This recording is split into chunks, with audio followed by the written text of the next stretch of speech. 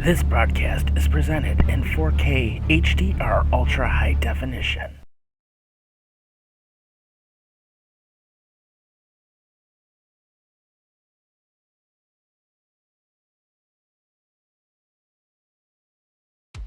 Presented by Horns and Hooves Entertainment. You are watching Andy Van Meer, Adam Fitzgerald,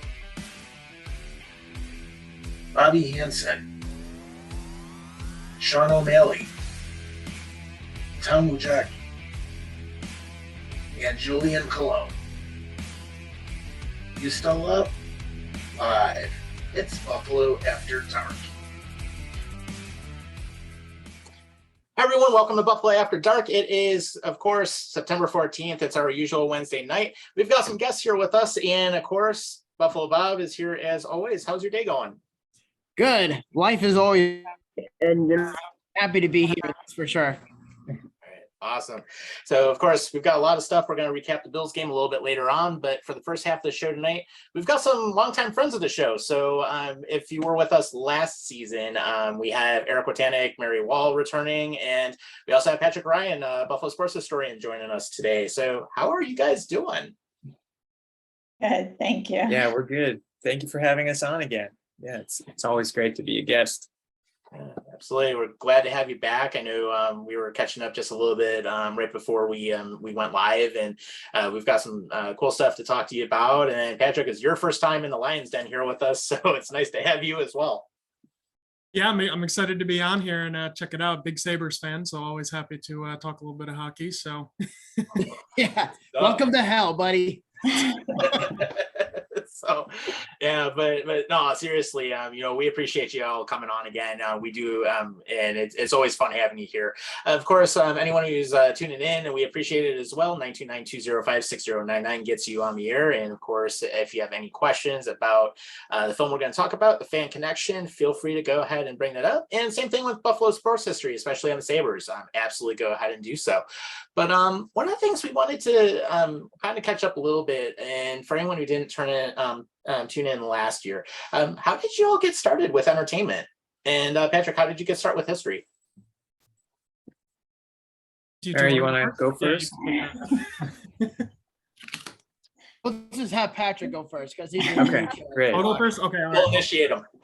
So let's see, where did it all begin? Okay, so I'm from the Buffalo area.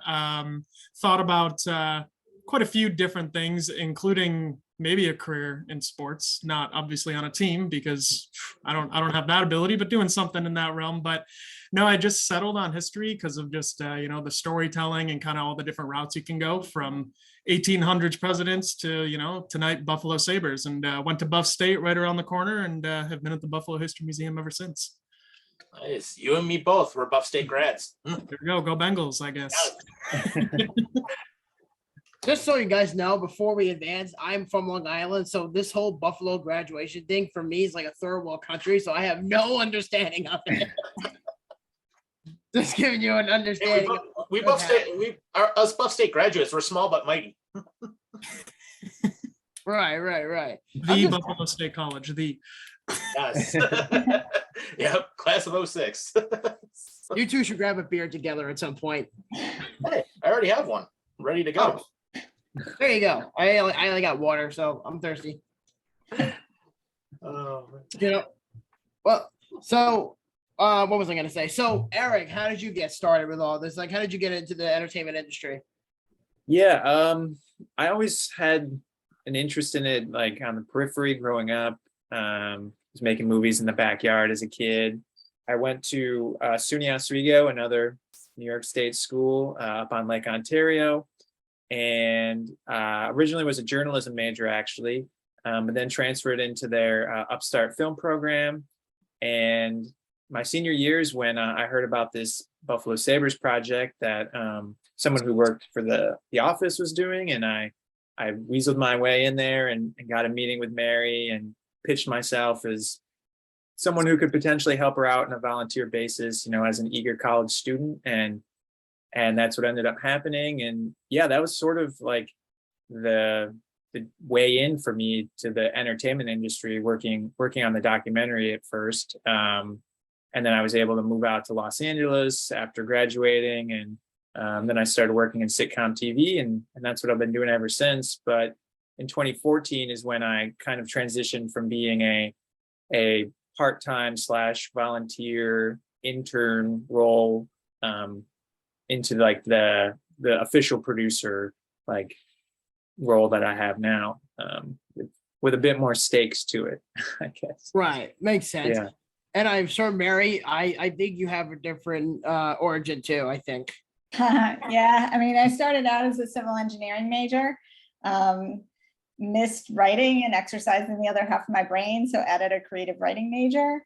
And eventually, like, I taught high school math first outside of college, and then I worked as an engineer, and then I decided I really wanted to give storytelling a shot. And so I moved out to LA with no contacts outside of my father's aunt, who lived an hour outside of the city and was going to let me stay with her until I got my bearings. And yeah, lots of networking and phone calls. And one of my networking meetings eventually led me to a job interview on The Office on season 1, which I thankfully got, and thankfully didn't get any of the other interviews because they all would have been much longer than 5 weeks of work. And I might have taken like 22 weeks of work over 5. Right. Yeah, so very grateful that that was the job offer I got, because, you know, that show really changed my life. And then up until the time when, you know, I left during season 8 to start this documentary. Right. I mean, everybody's got some sort of origin story. I mean, we just went around the whole table, and it's really unique. It's very, interesting to hear from other people's perspective, because I mean, we just live in each other's basement, basically. You three are in the Hollywood industry and the historical, aspect of things. So I think it's pretty unique how the three of you are all in it together to make this big fiasco of a movie, which I actually have a copy of your DVD. And I believe, Mary, you signed it for me a few years ago. Yeah, they did, because I got one of the Yeah. first copies. Right. It was at I think it was, yeah, it was at the Palace. Yeah, and I still have that DVD, so that ain't going nowhere. That I can promise. I'd say you better have that DVD still. Yeah, I hope so, because I would freaking lose my mind if I lost it. I mean, that stuff ain't cheap. But so to start off, the next part of the question is, Eric, I'll let you go first on this one. Can you tell us what goes into the casting process for the Fan Connection? I could, but I think Mary would be better equipped to field that question, because she was really in the trenches for it, and I can only speak to it from like an afterthought perspective, because I wasn't really that involved with the project at that time. So yeah, I think I'm going to punt this one to Mary, just so she can get like sort of fill out a clearer portrait of it all. Yeah, so casting started poorly. It started with me just passing out flyers at like the Taste of Buffalo or the Sabres draft party, which, doesn't yield a ton of people coming in, because it's kind of weird when the stranger just passes this out.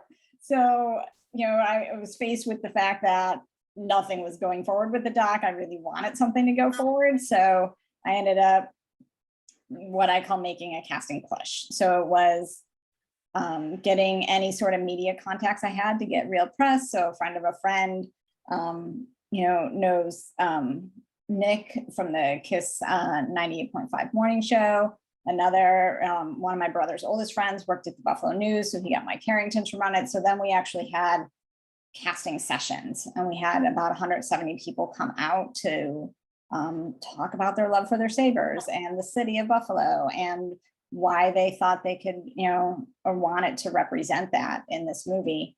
And so then it was a process of narrowed it down to about 40 people. And really any of those 40 people could have ended up in this movie pretty easily. And it was then just a matter of trying to figure out like potential chemistry for people who would never meet, right? It all has to seem like it's one movie and all these people belong together. So I ended up picking about 13 to follow, because I also knew that it was going to follow their personal lives and their stories. And I didn't know what was going to happen in anyone's life, so I had to overcast. Right, which is fair to say in a certain aspect. I mean, Mary, I wouldn't be in your shoes. You know what I mean? All the hard work that goes into it to make a movie, and then it's just, I don't think myself personally, I don't think I would be able to handle the pressure of just putting this movie together. You know what I mean? And I appreciate that, but it happens in so many small little steps as you go through. So even though there might be some pressure overall, it's easy at times to just look at like, okay, this is my lane and I'm doing this right now. So it's trying to, get all these people in the movie at that time. And for me, the pressure came after 170 people showed up and people would stop me to like say thank you for making this movie. And like one person gave me a t-shirt because she was so happy I was making it. And I was like, oh, well, I guess I'm making this movie now. And so that sort of decision. And then I had to go back to LA because I just did the casting on a week that I took off. And all of a sudden I was faced with like quitting this job I loved and moving across the country. And that's where, when you talk about the pressure, it was just like, oh, my life is going to completely change by this one decision. So, I mean, I literally took what I actually named Denial Week when I went back to LA, just so I took a week where I wasn't going to deal with any of those bigger thoughts. Right.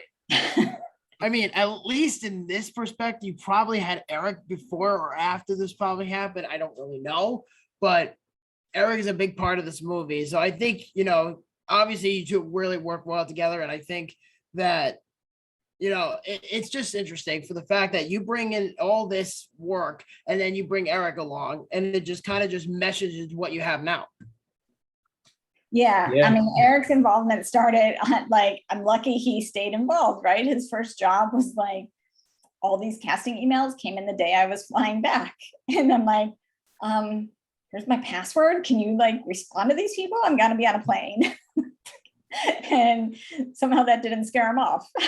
Yeah, thanks, Eric. Yeah. Yeah, and we do have some Facebook comments too. So one of our co-hosts, Adam, is actually in the Facebook chat, and he wanted us to give a shout out. And he said, "It's like don't forget about our #1 Leafs fan."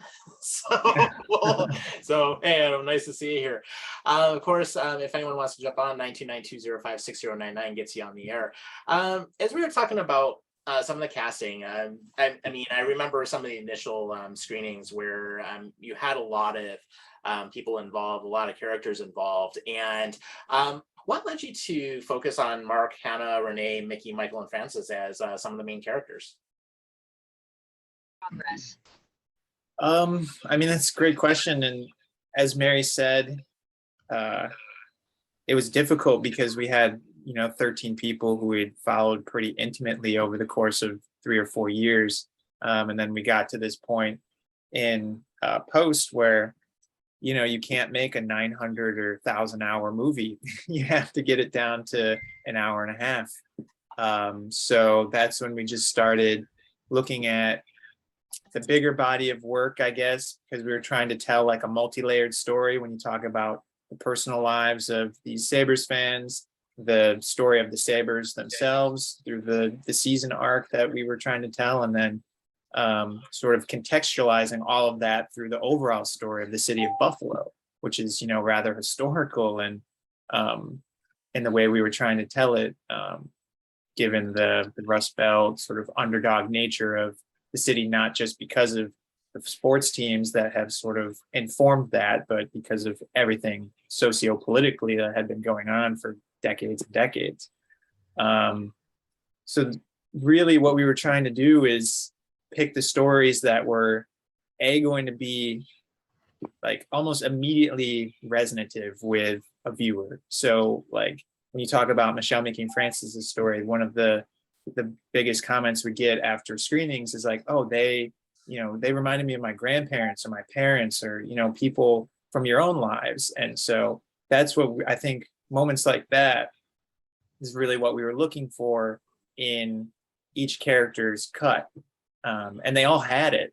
Like they all had those moments. So it was really hard to say like, oh, character A versus character B is gonna make it in. But when you're talking about this multi-layered story and then how it all plays together, sometimes you just watch things over and over and over again, or get the index cards out with little story beats and put them on the floor and arrange everything to see how it's all flowing. And eventually like your instincts just kind of take over. And a lot of that I would say is Mary for sure.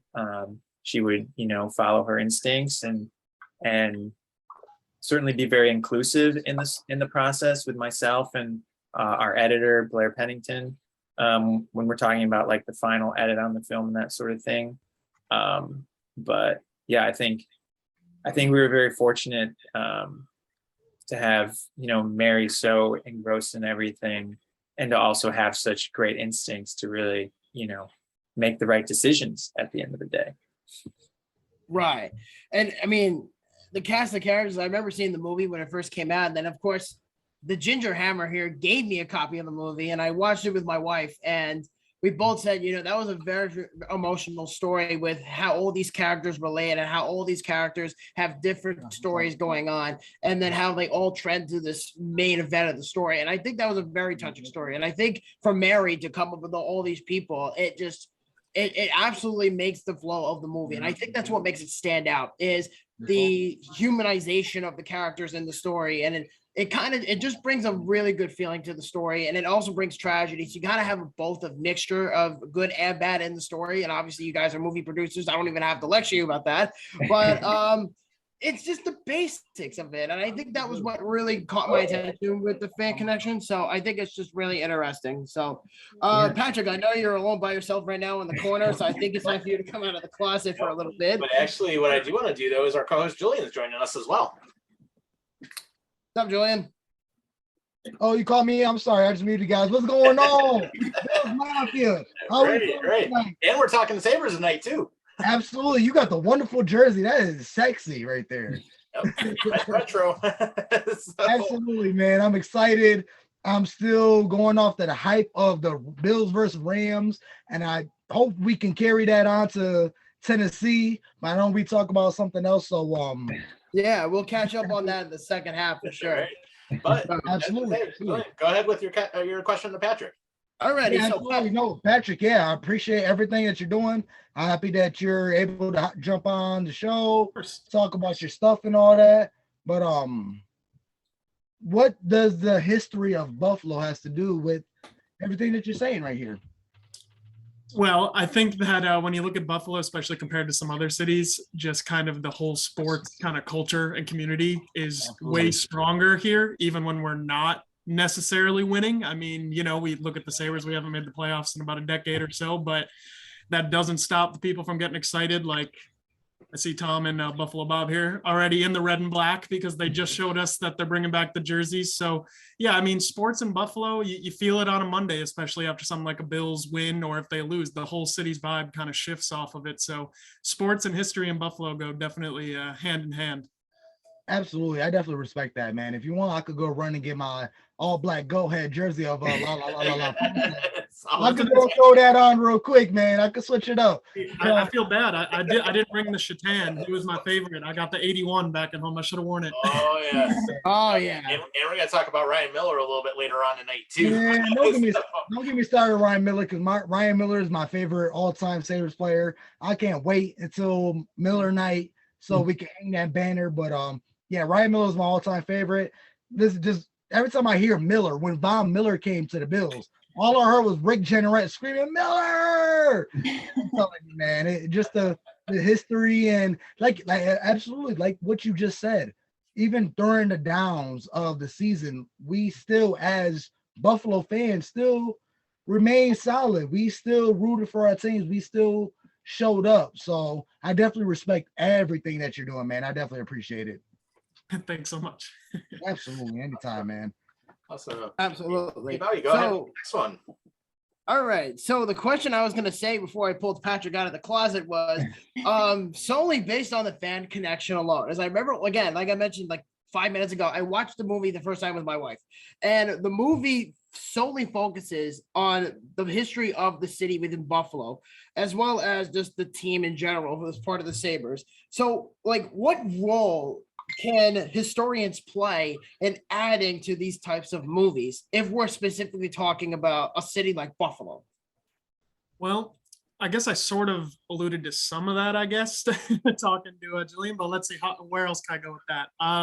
I think a big thing maybe for filmmakers too, when people are getting into these stories and stuff, is when you think of a museum, you definitely, especially a history museum, you think more of, like I said, kind of like 1800s presidential items, old papers, things like that. But as far as our collections go, we have a huge portion of it that is Buffalo sports related. Actually, our president of the board, he donated a sizable collection of Bills things, for example. I believe we have over 8,000 3D objects in our collections that are Buffalo Bills related, from snow blowers to mittens to shot glasses to jerseys, everything you can name. So yeah, just I guess as a cultural institution in the area, like, even if you're not a historian or even an amateur historian, you can come in and check out some of the sports history going on in the area. Awesome. And for anyone who wants to come in and view the collection, where are you guys located? So we're located right on Elmwood Ave at, ready for this address, 1 Museum Court. Not too hard to forget, right? We're like right down the street from Buff States. Actually, right now we do have kind of a more or less permanent exhibit on our top floor. It's called Icons, and that features all of the moments and movers of Buffalo sports history, from the Buffalo Germans basketball team to Luke Easter on the Bisons, all the way through like Baby Joe Macy to current day. So pretty much anything that you would want to know about Buffalo sports, we do have a pretty sizable exhibit upstairs right now. Awesome. Yeah, and I was just thinking we may have to have you back on for a Bills history show one of these days too. So you actually might have to come out and take a look, because I haven't been out that way in a while. So yeah, well, we're pay what you wish admission, so no pay barrier either. So feel free to come on in and check it out. I've never even been there yet, and I actually feel really stupid for not going there. And I've been to Buffalo at least 4 times in 10 years, and Tom has never told me there was a Buffalo Sports History Museum until just like yesterday. Yeah, so I guess I'll put it like this. We do have like exhibits and all that stuff that feature sports, but we're still more so like general history, I guess. But yeah, lots of sports stuff going on. So how does someone from Long Island end up in a Sabres hat on a Sabres podcast? Patrick, to get not too cryptic, I was not dropped in the head as a baby, but I certainly could say I went to an Islander game 25 years ago, not knowing what a hockey puck was. And my dad told me, because my dad's had season tickets for the Islanders for many, many years. And my dad takes me to a game against the Buffalo Sabres. And this was like in like 1997 or 98 or whatever. I was like 5 or 6 years old. Uh-huh. And I remember it because I still to this day love the color red and black. And I'll always stick by that, no matter what anybody says. And I remember seeing the goat head, not knowing who Dominic Hasek was, not knowing who Michael Pekka was, or Miro Shatan or anybody. And I kind of look around, I'm like, Dad, what is that? And I said, oh, that's the Buffalo Sabres. And I'm like, I like them because red. I'm like, oh, you like them because they're red? I'm like, yes. And so I watched the game and didn't really care about the game until afterwards. And I'm like, what was the name of that team that we played the other day, Dad? And then he says, oh, the Buffalo Sabres. And I look it up on Google, and I'm looking everywhere through the phone book about trying to get games on the local TV. I'm also looking to like the TV, like how they used to do back in the day with the clicker or whatever it was. I used to do all that when I was younger. And then of course, Cablevision came around and cable TV came around, and they had 500 plus channels, and they said you could watch games out of market. And I said, yes, this is my golden chance. So really, I only used to watch the games when they were on national television or when they were playing the Devils, Rangers, or Islanders. So and then since then, I kind of just became a fan on my own terms, and kind of just grew up with it, really. I mean, I actually went through mediocrity. And I'm not afraid to say that, because I had the Bills and I had the Islanders and the Mets in my life, but that's about it as far as that history goes. But since then, I've just been a big Sabres fan. Nice. And you stuck through some of, like you said, some of those dark ages there. You know what, Patrick? I wish I can get those back in my 20s. Hey, ticket prices were great, so I can't complain at the time, right? Right. Yeah, same here. Well, I mean, I was 13 in the 0506, so I'd Okay. like to have those years back, please. Yeah. Yeah, but at least they're finally starting to do a turnaround. So I mean, it'll be interesting to see what comes up this coming season, especially with some of the guys we have coming up. Owen Power is a big example, and I know we'll be talking about him this season as well. But since we only have a few moments left, I know you do have the Fan Connection screening that's going to be coming up, and that's going to be on September 29th. Definitely tell us a little bit about that, and my understanding it's going to be a virtual screening. Well, it's September 28th. I'm sorry. Right? That's okay. And we are doing both an in-person and a virtual screening. So there will be a screening at the Buffalo History Museum at 6 p.m. on the 28th, which is a Wednesday, 2 weeks from tonight. And tickets are $5 free for members, right, Patrick? Correct. Yeah, members are free. Okay. And then, yeah, so there is also a virtual component. Tickets also $5, but we had some people who still from out of town had missed previous virtual screenings, or sometimes you just can't go at the last minute. Like sometimes people get sick or whatever happens. So we wanted to have that virtual option available for this too. Yeah, Get me free admission, damn it. Well, and I will say this, for anyone who has not gone to a screening of the Fan Connection, it's worth it. I mean, I've gone a couple times now, and I remember the last time that you had it here in Buffalo, I remember Pat Coletta was one of the guests who you guys had, and it was just a fun night to be part of that, and just to see the whole auditorium full of Sabres fans and people that appreciate the sports history and also appreciate a lot of what we've gone through as a fan base is just absolutely huge. And I mean, that speaks volumes to what you've all done with the history side of things, as well as is putting together the film the way you did. And I think it's a great story, and it's really been cool to watch you work from a lot of the initial concept all the way to where you are now. So definitely want to give you a big kudos on that. And with that, any other things that any of you three would love to throw in before we wrap up the first half of the show? Well, I'll just, throw out some thank yous. Tom and Bob, thank you so much for having us on. We really appreciate the chance to, beat the drum for the Fan Connection and all that. And Julian, it's great to meet you as well. And we appreciate your question and your participation. And then a huge thanks to Patrick and the Buffalo History Museum as well for giving us an opportunity to bring the film to Western New York again. Not to get too sentimental, but it's very likely this will probably be our last public screening. Mary and I are starting to look at different projects and opportunities for the future. So you never want to say never, but we're certainly going to tone down our pursuit of screenings in the future. So if you haven't had a chance to see it, this might be your last opportunity. And so that's why we wanted to make it available both in person and virtual for those who wouldn't be able to attend the 6 p.m. Event at the Buffalo History Museum itself. But yeah, it's a film that we're both very proud of, and we think is very well representative of Buffalo and the Buffalo spirit and the Buffalo fan. So yeah, we're just very grateful for every opportunity to talk about it and to share it with people. And I will add on top of the thank yous, which yes, and we, Eric and I have been working on DVD features since January of this year pretty heavily, and honestly for a year before that. And there's one that takes place with Michelle, Mickey, and Francis visiting the History Museum.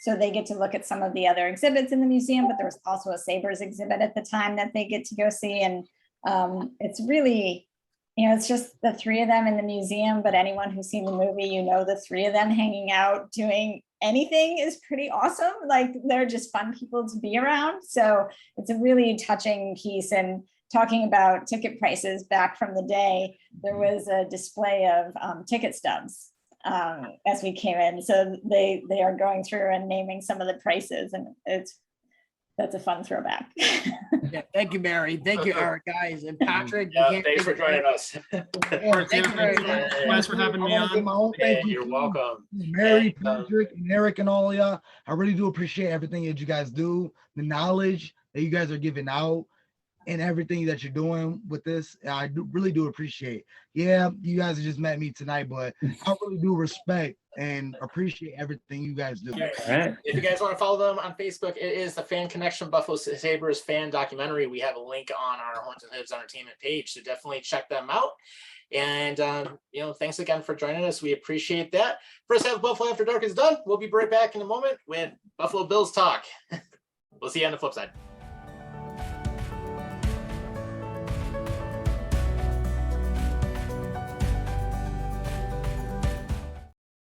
You still up? Live. It's Buffalo After Dark.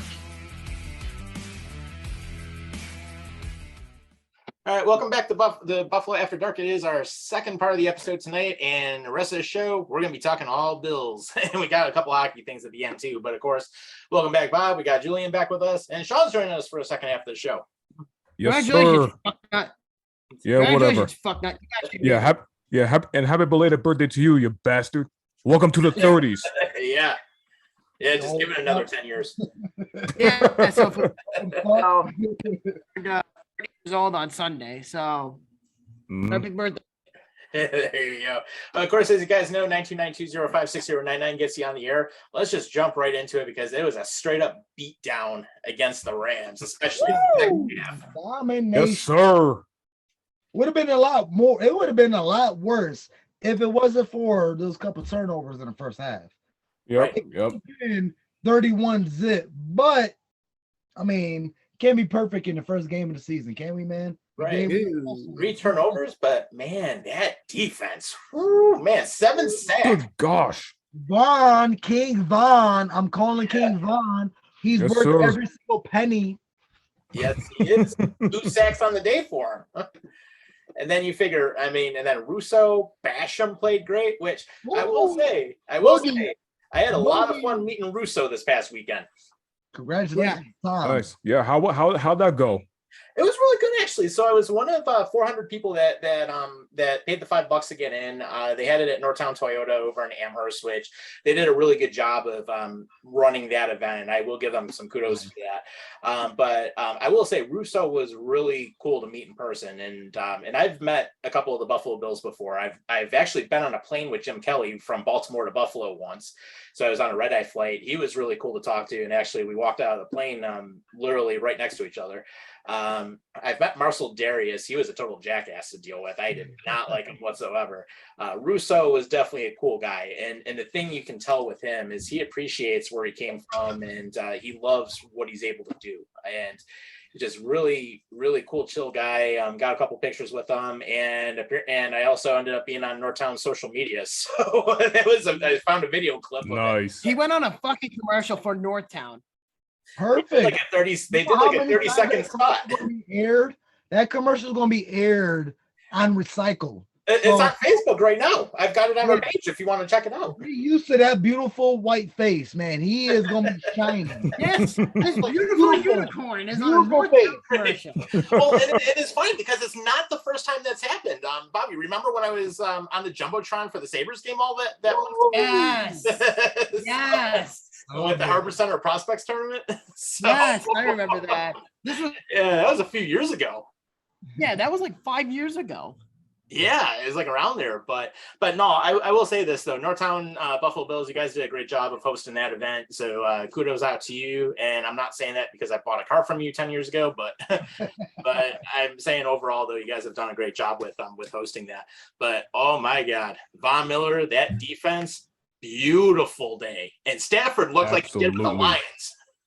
Matthew Gosh. Stafford looked completely lost. I'm sorry. When you lose 2/3 of your championship caliber from Von Miller to OBJ to Austin Corbett, your offensive line is in complete shambles. The Bills had all the right buttons pushed just to get to Stafford. And people were saying, oh, the Rams had a chance to win this game. Oh, it's going to be closer than expected. And then What does sure Jordan enough, the Porter Bills do, though? He shuts it down. For real. Gets that game and an interception. Right. Yeah, and how about this? They didn't even blitz. They were running 4 men up front. Yo, that too. And guess what? Another game with 0 punts. And they didn't even have a 4 field. out of 6. 4 out of 6. Oh gosh. Right. Yeah. I mean, no blitzes, and they still had pressure all game long. But here's another thing we look at. How about the third down completion? 90%. You were schooling them on that. Oh man. Listen, we talked about it on Mafia Talk. Please tune in anytime. Mafia Talk. Quick plug in Mafia Talk. I'm your boy Julian J. Mafia. Please tune in anytime. We welcome everybody. But we talk about it multiple times. Yes, as Tom said it, 9 out of 10 on third down conversions. 90% on third down conversions. That hasn't been done in the past 4 years. Let's bring up the stats, but we can. Right now, we were talking about the Bills. It's been phenomenal. Can the Bills keep going throughout the season? Yes, they can. Josh Allen, I mean, he has only one mishap. He wanted to throw over the middle, took a little bit too much time, interception. That's okay, because with even 4 turnovers, we still managed to win over 21 points because our defense is so phenomenal. Right. So phenomenal. Without Trey White, mind Right. you. And that's another thing. And I'm glad you brought that up because Trey White's out till out for the first 4 weeks. Look at Christian Benson. Look at Christian Benson. Look at Redford. Look at Kyer Elam. Them two stepped up and they proved they can play the role. Dude, imagine when Trey White comes back, man. Holy crap. Over. Dude, our defense is already stacked as it is. My gosh. When Trey White comes back, it's over. Oh, yeah. You're done. Trey White will lock down your favorite receiver, and then Christian Benford, who is a 6th-round pick, started over our 1st-round pick, Kyler Elam. Yeah. Right? He looked great. That much. Yeah, I mean, he looked great all day long covering. And here's one of the other things too. I mean, bringing back Jordan Phillips to have that run stuffer. Oh man, he had a field day. 2 sacks. Welcome home, Jordan Phillips, with 2 sacks. Yes. Back to Buffalo. He said it multiple times throughout the years. Excuse me. Without his 2 years in Carolina, he looked at it like, man, I miss Bills Mafia. He's sitting in the stands. He hear, hey. He's like, God damn it, I missed that. And what does he come out with his season opener debut? 2 sacks. Yeah. Oh gosh. Tim Settle is like settling right in. I mean, look at Roger Saffold. He had a good game. But it's like some of the things I look at offensively, though. Oh man, Allen. And this was actually, and I remember I brought this up on your show, Julian. But Josh Allen, 2.4 seconds to release the ball on average, and he was actually doing it quicker. It was like less than 2 seconds to release, and he's throwing at least, like they said, like the release like speed is at least 13 miles an hour just right out of his hand. But he can throw some really quick balls. You know what's funny? I was talking about this with my wife, and we noticed the mechanism has changed drastically from Josh Allen. I think it took him a little longer. I think last year it was like 3.5 seconds for him to release the ball from within inside the pocket. Now it's just 2.5. So you could tell that he's getting quicker and faster by just releasing the ball. So it's only going to get better for him and this far out. Now, I'm not saying that the season's going to be perfect, but I do have high expectations for them. But I think you three are missing out on something here. Can we just talk about one thing? And y'all failed to mention this. Where is the angry run? I was just thinking that. I was literally thinking about that stiff arm. Oh my gosh. Oh man. Big Josh, get off of Josh Allen, because he has a highlight reel of throwing 200-pound men off of him with one arm. Put in Madden, Joshua Patrick Allen. His stiff arm needs to be at a 99,000 because nobody can tackle him if he has his whole said in his hands, his ear hole. They just mush. I mean, every year there's at least 20 stiff arms in Josh Allen's highlight reel. There's just another one. This was a taste for prime time for the whole national audience to display what Josh Allen does. He showed you his arm, 53 yards when he's off his feet and it's just straight arm to Stephon Diggs. Yeah, it was a little short, but mind you, he's throwing 50 yards mid-air, straight arm strength, made it to his target. Stephon Diggs touchdown. Jalen Ramsey, what? You're the best cornerback? What? No, because Stephon Diggs is here. He's going to show you that you're mediocre. Yeah, Okay. and exactly. Josh Allen is that guy. He will score. He will do anything he needs to do against your defense. He will run through your heaviest, your strongest DB, lineman, anybody. He will run through you. He will stiff arm anybody. He will jump over a 6'5" man. He could do it all. Right. Dude, he will run you over and injure you. Yeah. Remember the divisional game? And everybody talks about, Josh Allen needs to slide more. I'm sorry, guys. I'm taking over. They talk about, I got a Steelers fan on my line. Keep telling me, tell your boys he needs to slide more. No, he doesn't need to slide. Tell your defensive back to just lay down because Josh Allen is getting that first down. He is getting that touchdown. Just get out of his way because you will be injured. Josh Allen is built like that. Yep. Yeah, and actually, here's a perfect example we'll show from earlier in the game. But watch what happens here when he goes for that run, and that's the highlight of the game right there. Oh man, yes. Space Jam, Michael Jordan with the extended arm. Yeah, I mean seriously, look at that. I mean that is just beautiful right here. All pro Bobby Wagner. Yep. You could have done it against anybody better. Bobby Wagner, yeah, I guess is above his time, whatever, but he's still an all-pro linebacker. Right. He did that against an all-pro linebacker. He made his decisions. He said either I could go left, right, through him, or over him. He chose over him, and he's long enough and strong enough to do that. That is Joshua Patrick Allen. Right. And like literally, he had like three defenders right in front of him, and he had open coverage. Clear touchdown. I'm convinced that Josh Allen at this point is a werewolf. Elbow deep, elbow deep, elbow deep. Yeah, that reminds me of that LaDainian Tomlinson touchdown, like right before he retired, when he just barely went over the goal line. But that was just beautiful to watch that. And I gotta say one thing. Hey, Jalen Ramsey, is Josh Allen still trash? I was just gonna say, we didn't forget what you said about him. And what happened since then? What happened to you since then? I have the stats.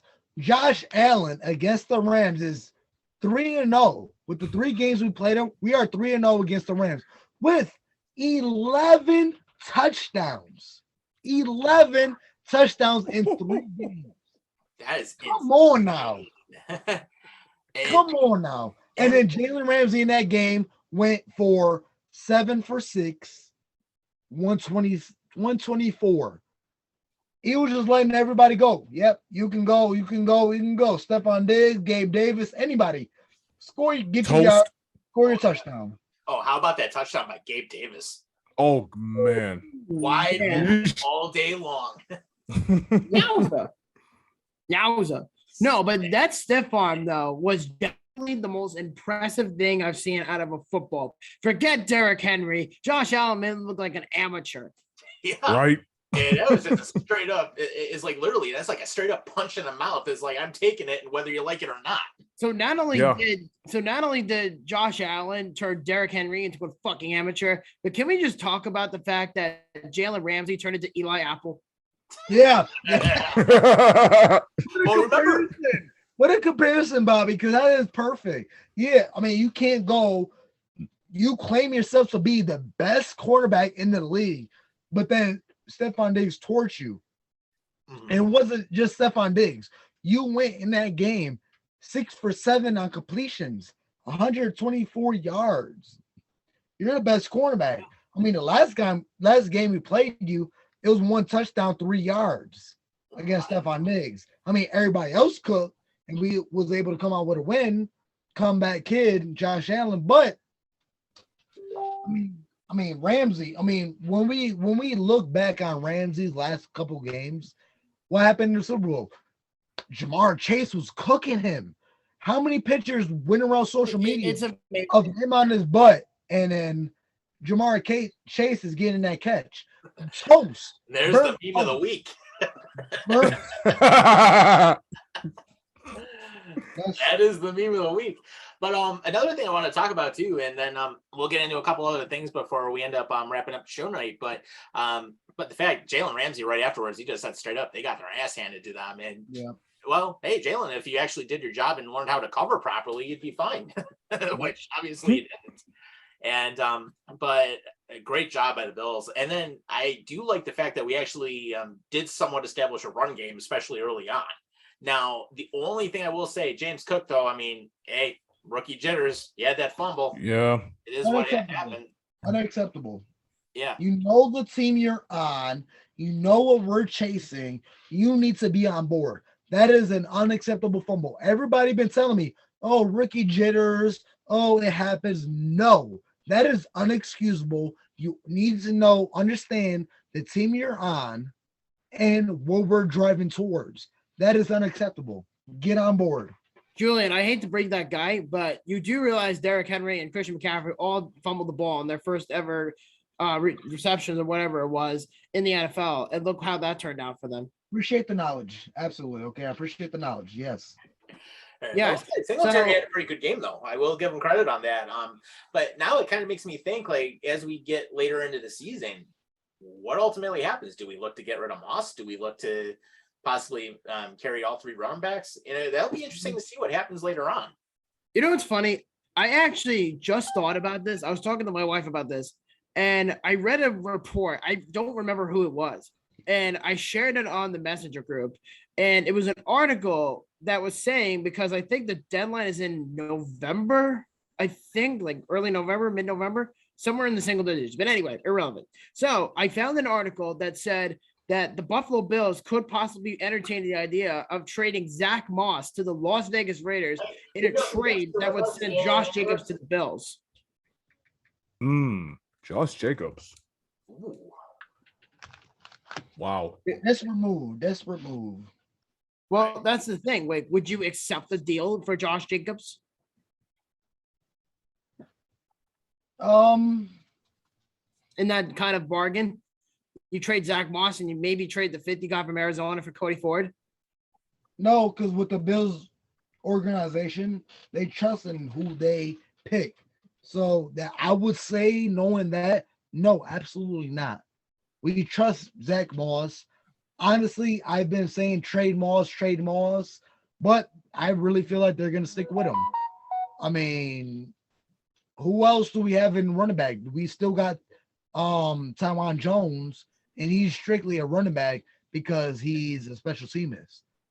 But we'll see what they end up doing. I mean, I feel strong, especially with the game they came out with Zach Moss. He has something to prove. He needs to be on his team, and not necessarily on his team, but he needs to be on the team. I mean, James Cook, I feel like all Bills fans already read him off on the 53-man roster, but me being a realist, I feel like it doesn't matter if your brother is Dalvin Cook. It doesn't matter how high we draft you. If you don't fit, you can get the boot. Right. And we'll run with who's working. It doesn't matter if it's a 6th round pick, undrafted free agent running back. We're gonna run with that. But if you're able to earn your keep, that's what we're gonna run with. True statement. Yep.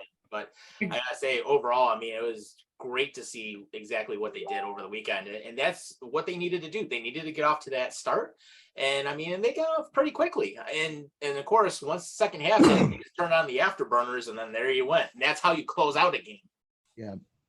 Yeah, but overall, I do strongly believe they will make a trade for a running back. I firmly believe this. If they could trade Cody Ford, what kind of special treatment Zach Moss should be getting? Because honestly, I don't see a difference with Moss compared to what Ford did. Ford was just a tub of lard. So you don't believe Zach Moss proved himself in that game? No, I really don't. What has he done? He I hasn't. respect it. I respect it. I do respect it. I'm just saying, he hasn't done shit since college.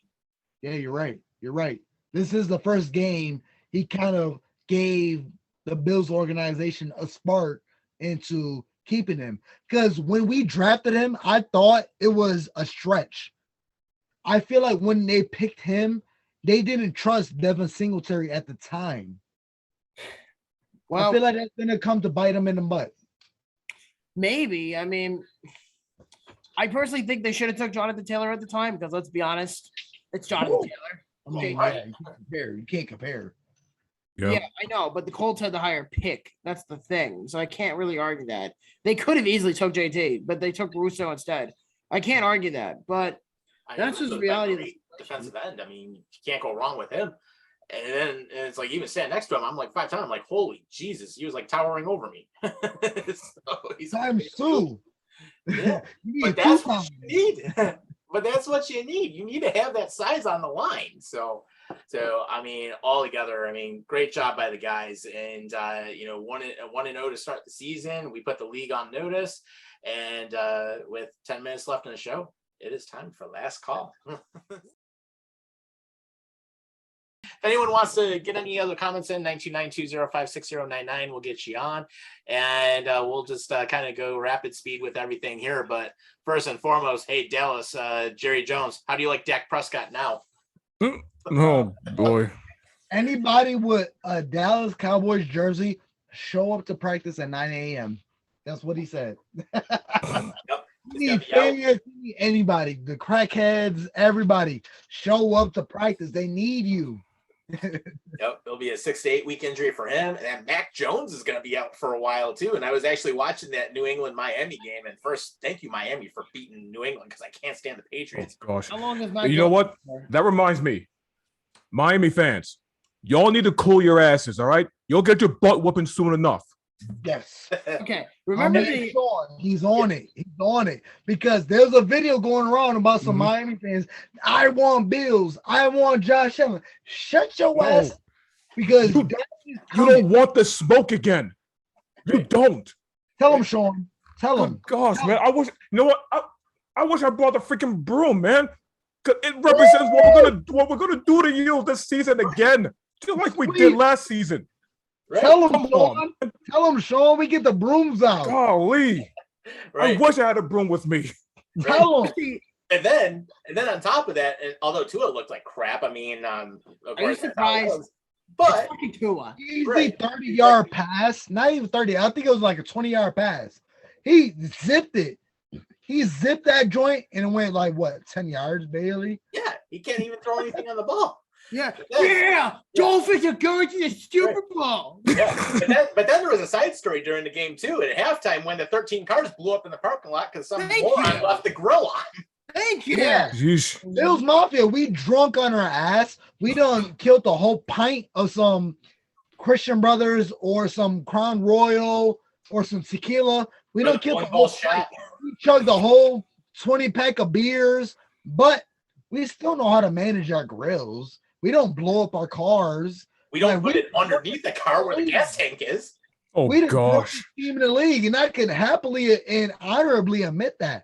We are the drunkest team in the league, but we still know how to maintain our grills. Come on now. Right. I think the Dolphins, I think the fans blew up more cars than the Dolphins get wins. Ain't that the truth? Bravo. That's a good point.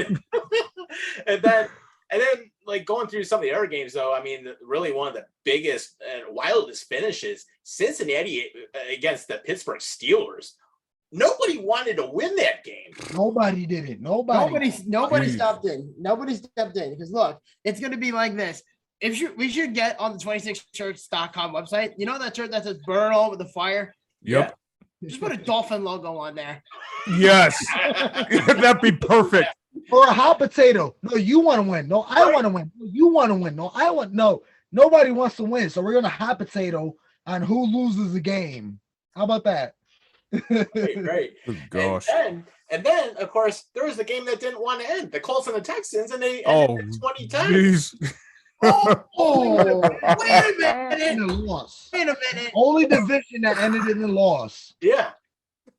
Wait a minute. Can we just talk about the fact that the Colts overreacted and cut Rodrigo Blankenship? Yeah. That's my fantasy. They did what? What would you Yeah, do? they cut Rodrigo Blankenship this morning. What are you like? What? What are you doing? Yeah. They cut their kicker. You dumbasses! Why would you do that? He blew an easy kick, but he was so sure last year. Why would you do that? I feel like y'all blame your failures on the kicker. That's Oh what my I feel like. gosh, man. Now I understand why Trevor is a Colts fan. He embraces this shit. The Blue Factory.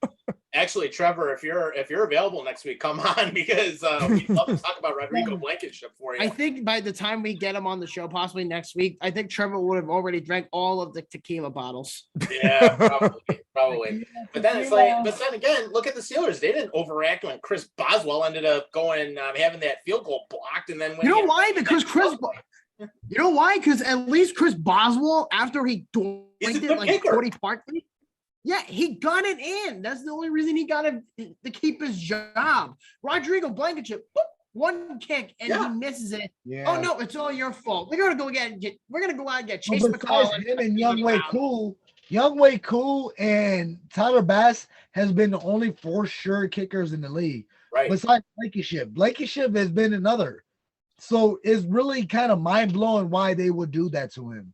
Yeah, it makes no sense. I mean, even Harrison Butker with the Chiefs. I mean, he ended up getting hurt and he came back into the game and he still nailed field goal right at the end of the first half, and then he was out after that. But which I will say, their safety who came in relief was actually pretty decent. But I mean, same thing. I mean, Butker shouldn't be out too long. It looked like he. And what about that Bears game? What a fucking rainstorm! I thought Trey Lance man. would do it, but Yeah, that was ugly to watch. Fields is looking kind of good, man. Everybody kind of wrote the Chiefs, the Chicago off, but I feel like they can really make a rise with Justin Fields. Oh, stop it, Justin. Yo, Fields, we all know it. Yo, real quick. Speaking of close games, how about the freaking Giants of all teams? Oh yeah, Ryan Dable. Good Congratulations, Ryan Dable. yeah. Can we talk about that Denver game? Oh my god. Oh, Actually got the man. Who's the daddy? Why would you not call a timeout with less than seconds left in the game? 3 timeouts. You went 3 Peyton timeouts. Manning called it out. He was That pissed. That showed that the Seahawks' success was on the defense. It was not Russell Wilson. You're always the good quarterback, but every time I watch Russell Wilson, you fucking fail. I feel like you fail every time I watch Russell Wilson. You are my favorite quarterback, so by far. Besides Josh Allen, you are my favorite quarterback within the 2010s. But you fail so much. I feel like you're going to do something big, you take a big sack. When Josh Allen plays, he make a big play. Oh, defender rushing after him. Oh, he evades him and still make a dime. Mhm. When Russell Wilson evades a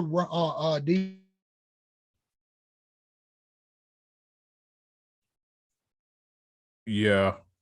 Yeah, I And mean, so- Wilson did not look good in that game whatsoever. Julian, I think your mic offensive got cut line off. didn't look good. I think your mic got cut off. Yeah, Nah, I don't think. yeah, I think his sound is out. Yeah, I think the sound is out, guy. All right. But Like I said, Russell Wilson is washed up. Can you hear me? Yes. Yeah, you're good now. Yes, you're good. Russell Wilson is washed up. He has nothing going on with him. It doesn't matter if he had Justin Jefferson. It doesn't matter. He's washed up. Yep. And then it proved it. I mean, he did not look good with that offensive line whatsoever. Mm-mm. What about Rodgers? Oh, yeah, Aaron Rodgers.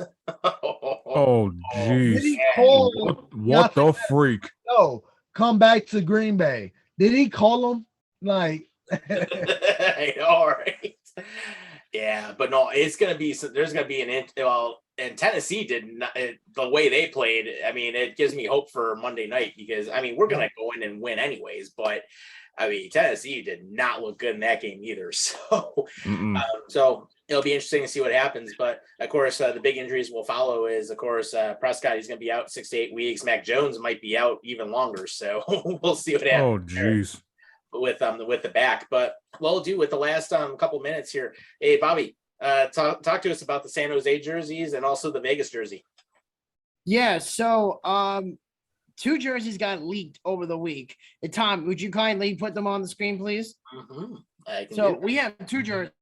We have the leaked new set of San Jose Sharks jerseys, which are expected to be announced really damn soon. I would expect tomorrow or Friday.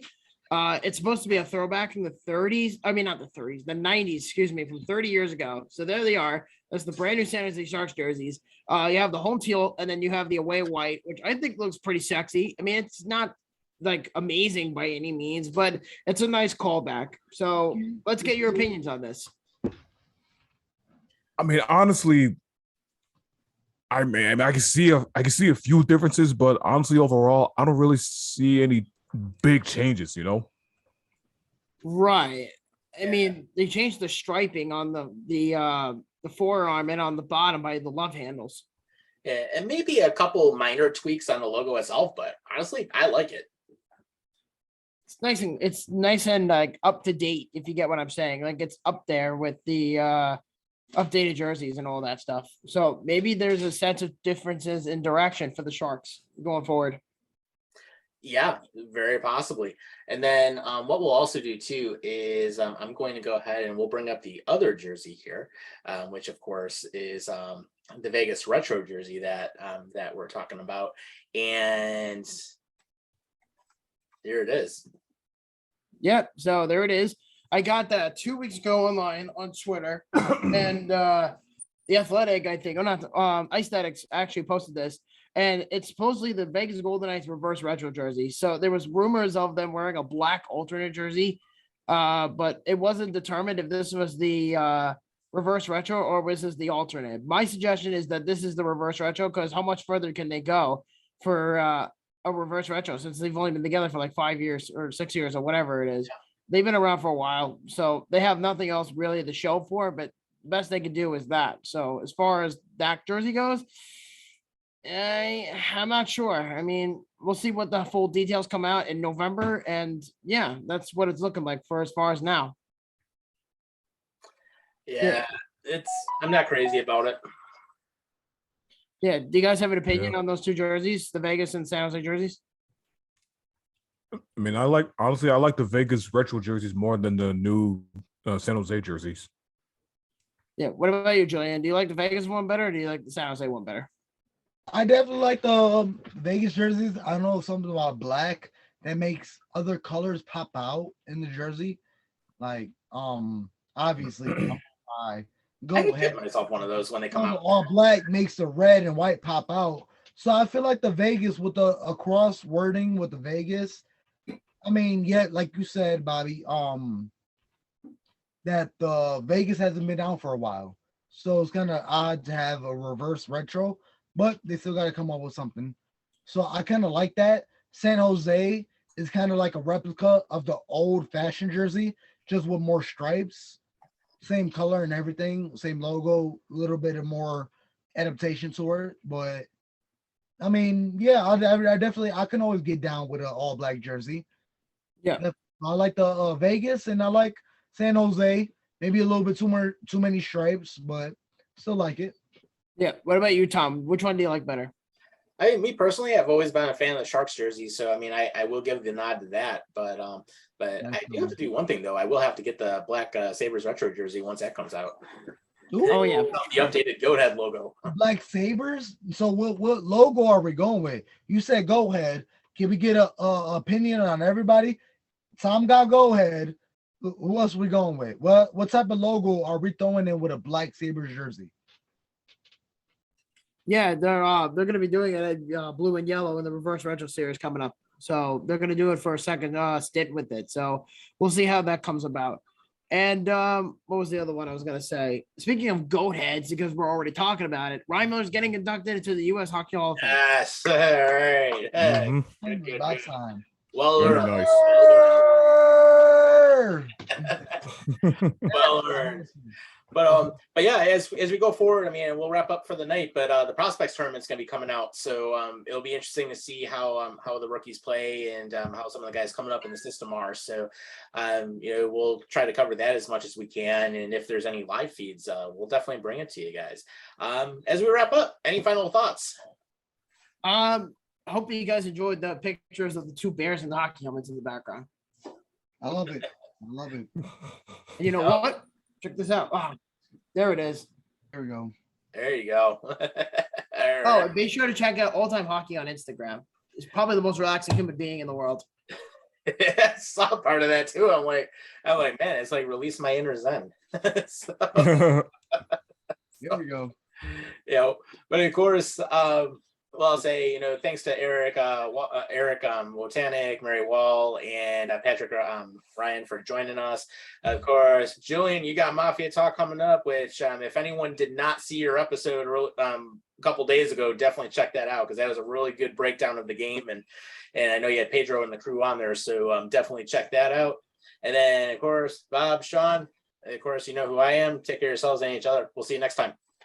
Later. Later. Go Bills. Go Bills.